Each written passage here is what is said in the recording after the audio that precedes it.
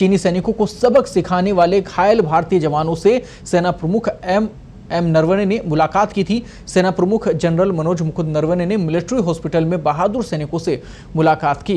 और आपको ये भी बता दें कि 2 दिवसीय दौरे पर वो लेह पहुंचे। मिलिट्री अस्पताल में वो जवान भर्ती हैं जो 15 और 16 जून को गलवान घाटी में चीनी सैनिकों से लोहा लेते हुए घायल हुए थे। वहीं आर्मी चीफ ने भी इन बहादुर जवानों से बातचीत करके उनका हाल जाना है और उनके जल्द ठीक होने की कामना की है। अनुराग, शांति का दावा किया गया है और सहमति एक प्रकार से वापस बनी है। पिछली बार की बैठक में भी सहमति बनी थी, तो कितने दावे अलग नजर आ रहे हैं और क्या इसे फाइनल अल्टीमेटम कहा जा सकता है वार्ताओं के रूप में? जी देखिए, इस बार बहुत अहम है क्योंकि भारत ने बहुत पेंगोंग जो लेक है, जो पेंगोंग लेक जिस पर जो फिंगर पॉइंट से जिस पर कब्जा किया है, LAC के हिस्से में जो चीन आगे आके बढ़ के आ गया है, फिंगर 4 के पास आ गया है, उसको लेकर भी बहुत अहम बातचीत हुई है।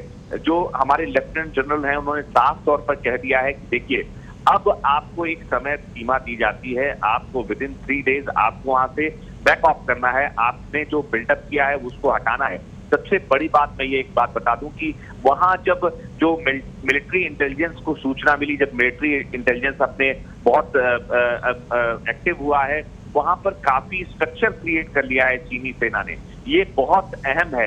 अब इसके बाद ये देखना होगा कि क्या वो जो बातचीत करा है, कल जो बातचीत हुई है, वो उस पर वो कायम रहते हुए वापस जाता है कि नहीं। सबसे बड़ी बात एक और है कि इस पूरे मामले पर नजर रखने के लिए थल सेनाध्यक्ष का ये जो 2 दिन का दौरा है जो लद्दाख क्षेत्र का, ये बहुत अहम है क्योंकि इसमें उन्होंने ग्राउंड कमांडर के साथ भी बैठक रखी है। यानी कि जो लेफ्टिनेंट जनरल के लोग हैं, हमारे जो वेस्टर्न कमांड के और लेह के command lieutenant general Harinder Singh तो रहेंगे ही, साथ में YM जोशी कमांडर जो हैं वो भी जनरल नरवणे के साथ ही मूव करके इस समय लद्दाख में है। तो वहां पर एक तो ग्राउंड कमांडर, बटालियन कमांडर से तो बातचीत करेंगे, साथ में जो 2 दिन का समय वो इंश्योर करेंगे कि ये 2 दिन के अंदर वहां से वापस हट रहा है कि नहीं।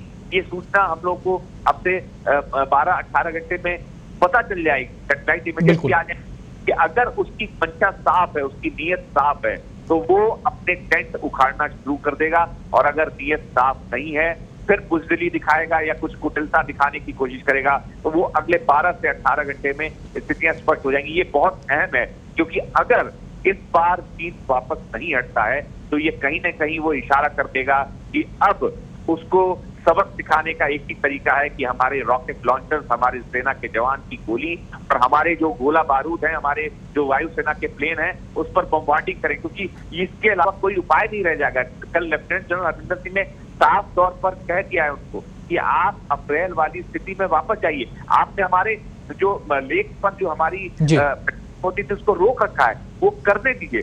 अब से 12 से 18 घंटे में, चूंकि general chief of army staff खुद वहां पे, हमारे सेनापति खुद वहां पे मौजूद हैं, अब से 12 से 18 घंटे में अगर हमारी पेट्रोलिंग बदस्तूर अप्रैल की तरह जारी होती है, हमारे स्पीड बोट की आवाज से घाटी में गूंजने लगती है, हमारे जो जवान हैं उनकी कदम ताल फिर से, अगर जो फिंगर 4 से लेकर फिंगर 8 तक हमारे जवानों के कदम ताल फिर से बजने लगते हैं, आवाज गूंजने लगती है, तो ये मान लिया जाएगा स्थिति सामान्य हो रही है।